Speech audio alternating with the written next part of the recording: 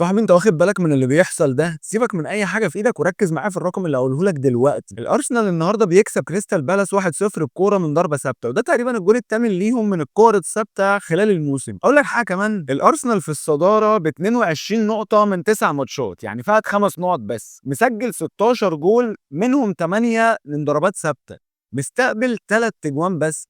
انت مستوعب يا صاحبي الارقام عامله ازاي؟ طب انا ليه بقول لك كل الكلام دوت؟ عشان شكله السنه دي غير مع الارسنال السنه دي مش بيسيب اي فرصه انه يستغل هدايا منافسينه الا وبيستغلها، زي ما شفنا استغلاله لماتشات الليفر وخساره الليفر، زي ما شفنا استغلاله النهارده وخساره السيتي. يعني مش بس ماشيين بشكل قوي وممتاز، لا ده كمان نتائج الفرق التانيه بتخدمه، ماشيين بخطى ثابته. الموسم لسه طويل ومش هنقدر نحكم على حاجه دلوقتي، ولكن شكله موسم تتويج الارسنال اللي من ناحيه الصفقات اللي عملوها، عمق السكواد بتاعهم، المنافسين مش بنفس القوة بتاعة المواسم اللي فاتت، هم دايسين بشكل جامد. فتخيل لما تبقى دايس بشكل جامد وحواليك عوامل بتساعدك، وضرب فرق 4 نقط للفيل، والمدفع بيقول لك اللي يعرف يحصلني يكسرني.